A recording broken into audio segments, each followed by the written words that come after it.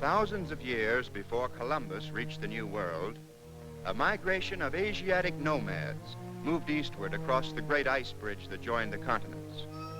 They were refugees from the bleak plains of Siberia, driven by hunger and the urge to find a new homeland.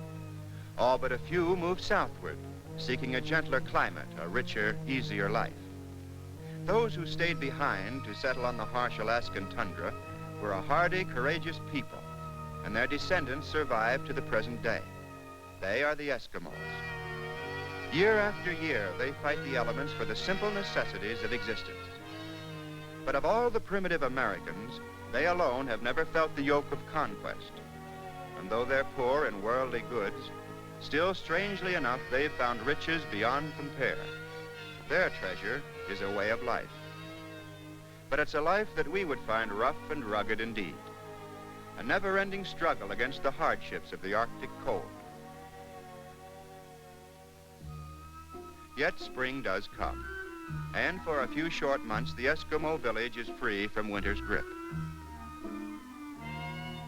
A typical Eskimo village is hardly a modern metropolis. There's no corner drugstore here, no theater, not even a post office.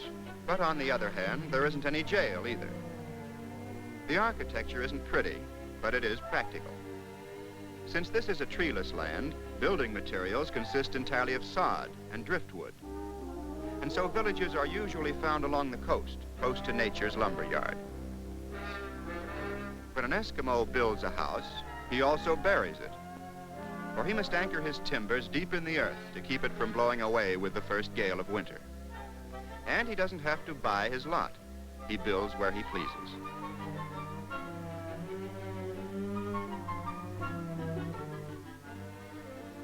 He uses no plans, but builds almost by instinct. For Eskimo methods and customs never change.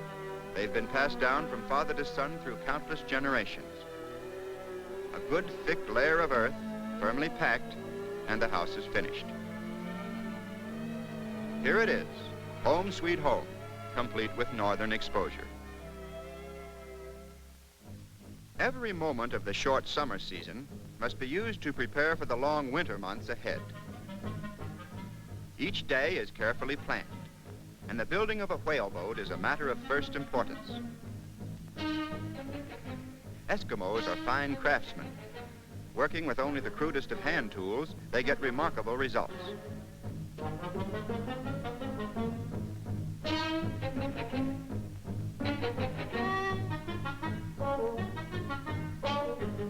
Walrus hides, carefully stitched together, are used to make the outer covering. This is a job for the women, from young girls to grandmothers. These seams must be absolutely waterproof. The lives of their men will depend on it.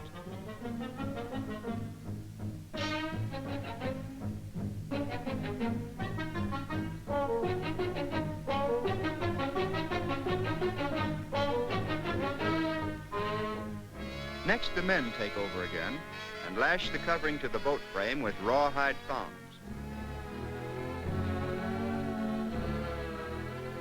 Only a few finishing touches now, and the boat will be ready for launching.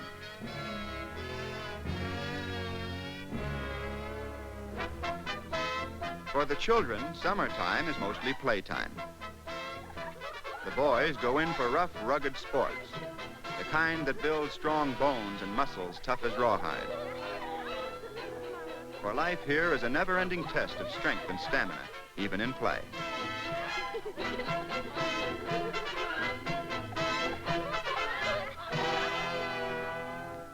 The games of the girls are more restrained. They amuse themselves by telling folk tales, which they illustrate on the smooth mud of the beach.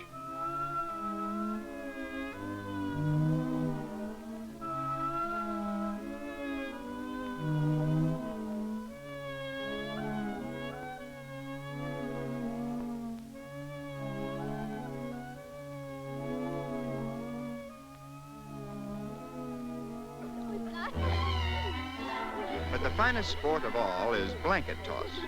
It's enjoyed by boys and girls alike.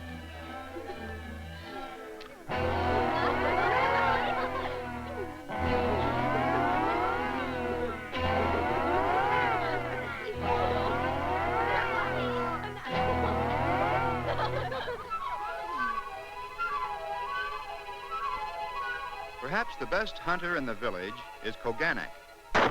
There must be only one shot for one bird. Ammunition is precious, and a miss can mean an empty stomach.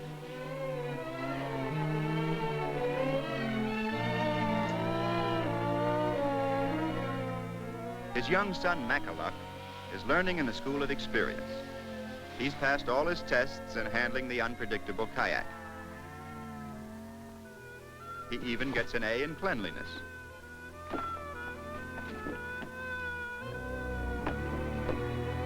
As his schooling progresses, he learns the use of weapons, both ancient and modern. Indeed, there are many things a father must teach his son.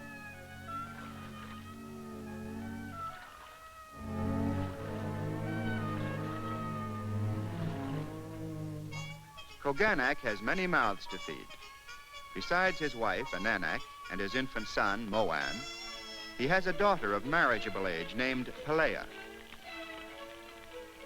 as well as 3 younger girls, Napesha, Chikoyak, and Nialak.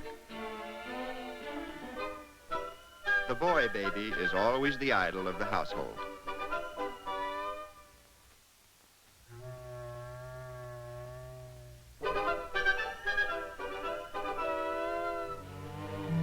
Sometimes the gathering of winter stores has all the excitement of a treasure hunt.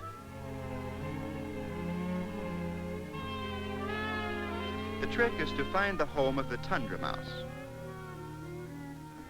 He's not the object of the search, but his storehouse is full of tasty nuts and berries.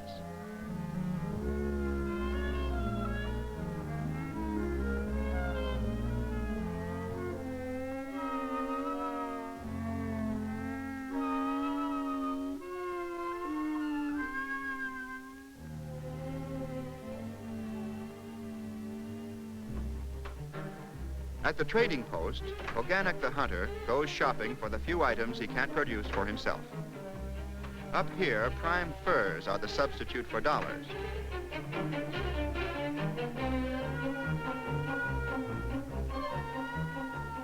And when it comes to making change, poker chips take the place of coin. On the day of the whaler's return, there's much excitement in the village. Everybody lends a hand, for after all, it's everybody's whale. Although the white whale is a relatively small species, still this one weighs about a ton, and that's enough to give every family a good portion.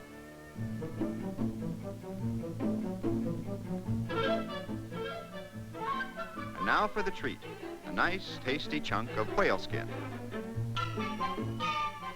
It's the Eskimos' chewing candy. They call it muk-tuk. And it has a taste like beech nuts, they say. Anyhow, looks like it's good for the teeth. Every part of the whale will be used. Even the intestines are saved. They supply the Eskimo with a sort of natural plastic for which he has many uses.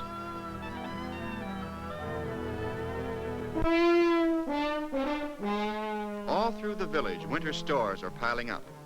But summer is nearly over now, as the last catch of the season goes to the drying racks.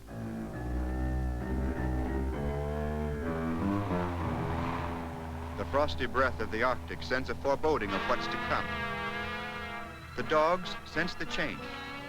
They know that the days ahead will be filled with hardship for dog and master alike.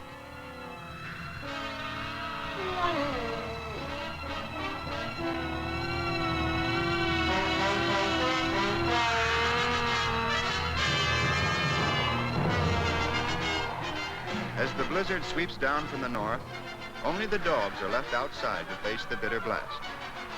This is no thoughtless cruelty. The Eskimo can't afford to pamper his dogs, and exposure to the elements keeps them healthy and fit.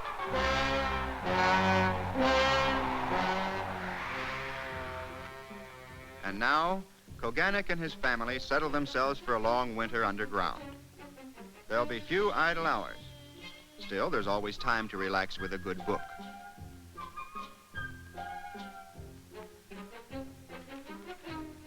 Now let's see. What will it be? Bicycles? Bonnets? Banjos? No, not much here for an Eskimo to get excited about. Wait a minute, here's something more useful. He could certainly use a rifle, some tools, a kerosene lamp, an ice box. Ice box? Why, these people have the world's finest deep freeze right in their own living room. Raiding the ice box is an old family custom, for an Eskimo's appetite isn't regulated by the clock. When you're hungry, you eat. This tasty tidbit is raw fish, preserved in seal oil. Since meats, fats, and oils build body energy, they're the main items in the Eskimo's diet. The pattern of Koganek's life is an endless circle. In the winter, he makes weapons to use in the summer, to provide food for the winter, when he makes weapons to use in the summer, and so on. His tools are crude, his weapons primitive. Still, Koganek has great faith in these things he carves with his own hands. Indeed, he relies far more on his throwing stick and harpoon than he does on his modern rifle. Elsewhere in the village, Koganek's neighbors find other tasks to fill the long winter months. This woman is using the dried intestines of the whale to fashion a raincoat. Strands of grass are stitched into the seams, making them completely waterproof.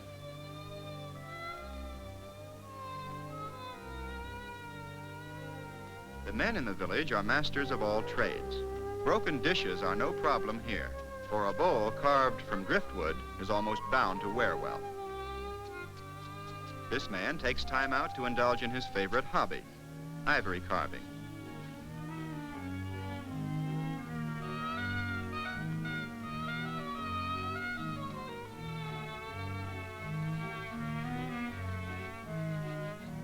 Koganek, too, has many tasks. Sealskin must be prepared to make mucklucks, the Eskimo's footwear.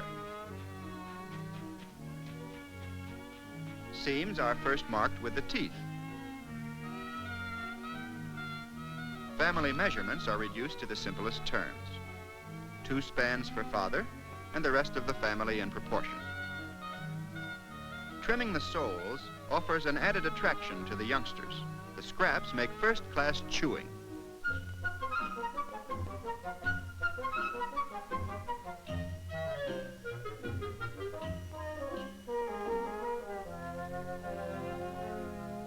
Pelea, the eldest daughter, takes a special interest in her boots, for she's soon to be married, and these will be added to her hope chest.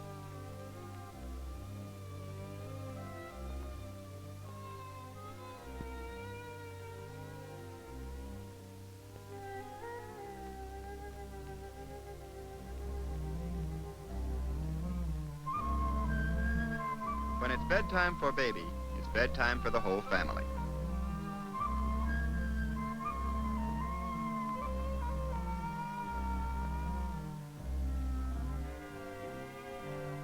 Lights out, and so to sleep. Tomorrow's sure to be another busy day.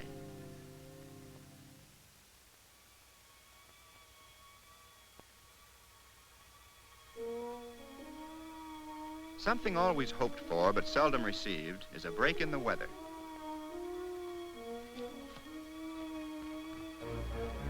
Whenever a clear day comes, it's a signal for an outburst of activity in the village.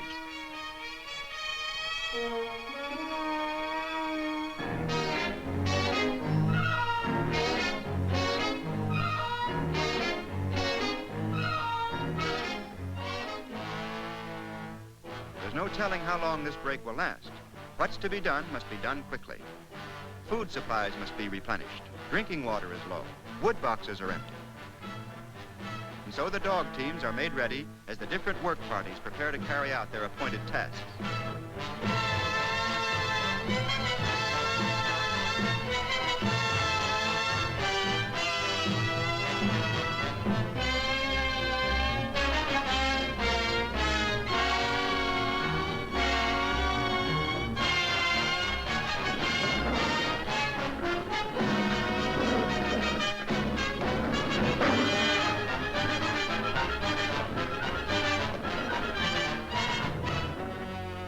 But at last, peace is restored, and the first team starts off across the snowfields.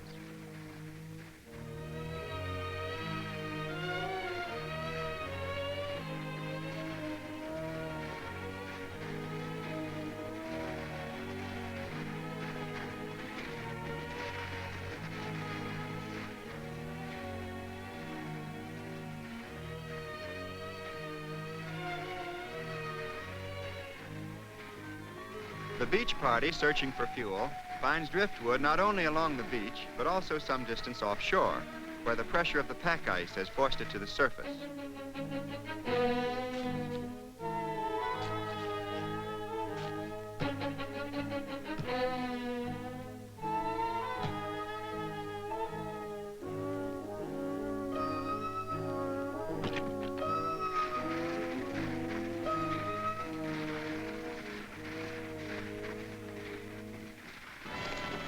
Reindeer are the Eskimos' cattle. And far inland, the village herd has just been located.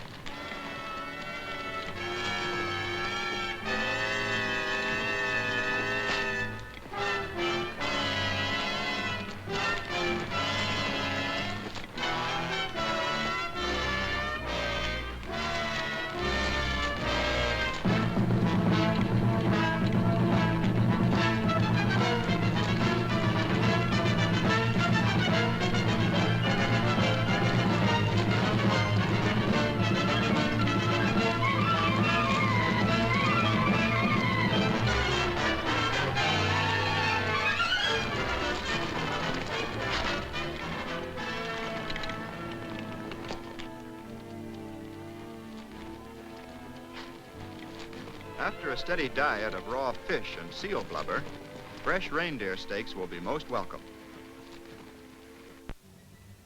Meanwhile, miles from land, far out across the emptiness of the frozen sea, Kwang-On and his party have reached the fishing grounds. Out here in the silence, all seems calm and peaceful. And yet these men are actually on borrowed time. Should a blizzard catch them so far from the village, their chances of returning would be remote. Aware of the danger, but not alarmed by it, they go about their work methodically.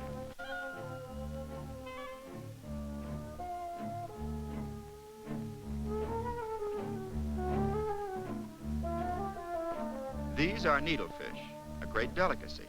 They're eaten as is, spines and all.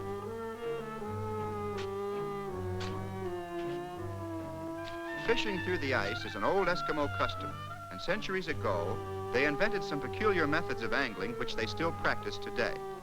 One of these is jiggle stick fishing. And all that's required is a barbless hook, a bright-colored lure, a sinew line, and a limber wrist.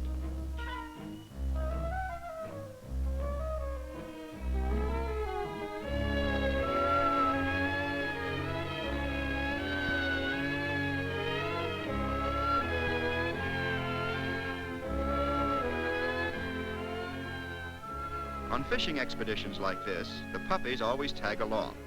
Actually, it's part of their training for the hardships of the trail. But to the pups, it's better than a picnic. After all, there's no telling what a fellow might pick up if he's on his toes.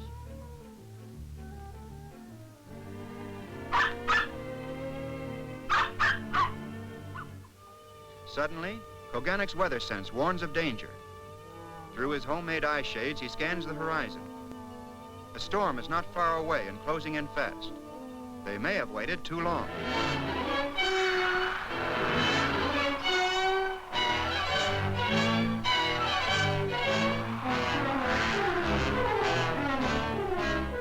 But for Kwang-On, there's still one final chore. From a nearby freshwater pond, he hurriedly gathers large blocks of ice to supply his family with drinking water. As the blizzard closes in, he will be the last man in the village to find the warmth and safety of his underground home.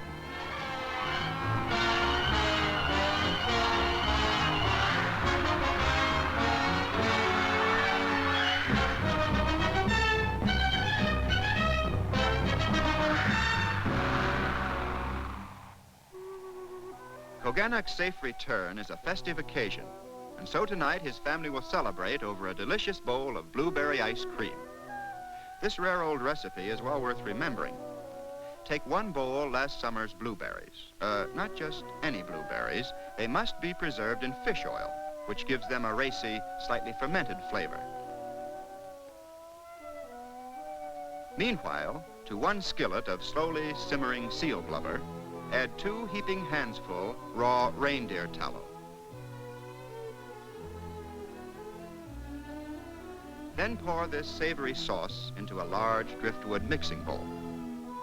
Now, add several tablespoons plain drifted snow and mix thoroughly, by hand.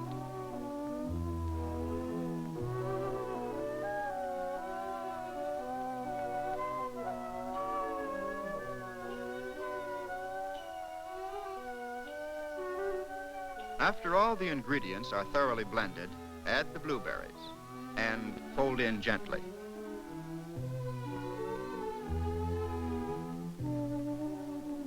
Finally, clean utensils thoroughly and serve. This mixture is called akutak, the blueberry ice cream with the fish flavor.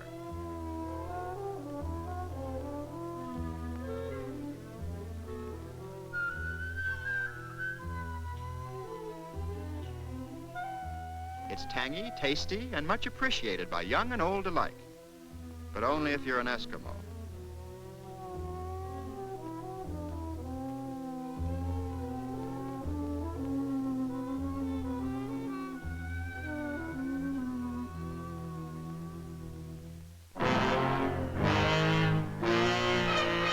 Days pass, and weeks, and still the blizzard howls across the village. Such is the Arctic winter. The Eskimos call it Ukirak Tilak, the time of waiting. But finally there comes a night when the sky's clear and a frosty moon heralds the coming of spring. For on this night an elaborate ceremony will take place. Of course, everyone will attend, even the baby.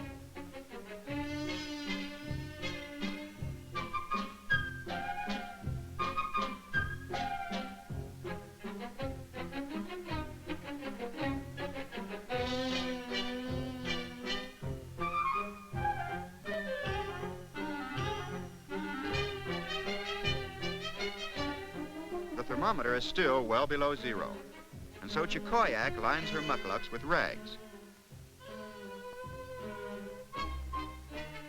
to which Papa adds a generous padding of straw. To Pelea, the festival is just the place to show off her new and fetching spring ensemble. Makaluk waits impatiently as Papa at the last minute decides to go full dress. And so he simply turns his everyday clothes inside out to display its gorgeous lining of goose feathers.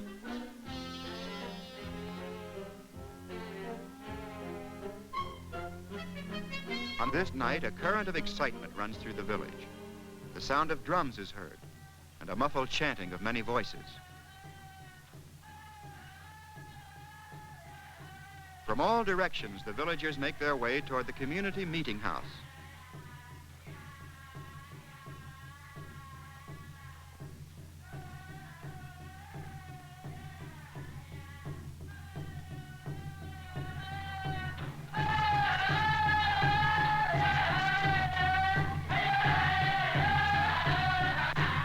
On this night of nights, the villagers thank their gods for the passing of another winter, the coming of another spring. The masks represent the gods of the sky, the sea, and the land. To the god of the sea goes special praise, for he took only 3 lives this year, a small price for the bounty he gave.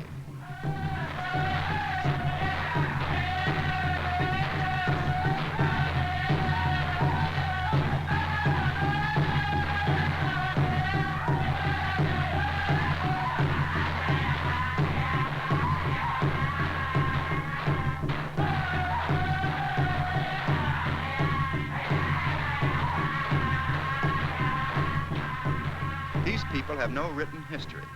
All their tribal lore is preserved in these ceremonies.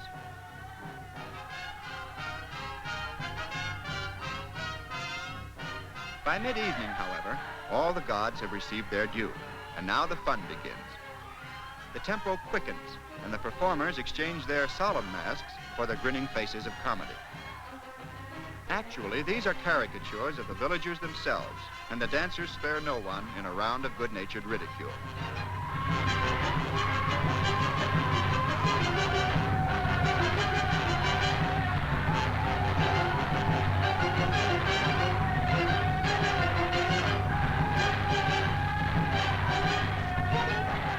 These are a happy people. And although the Eskimo possesses neither gold nor precious stones, nor indeed any worldly goods that anyone else would want, he does find treasure beyond price.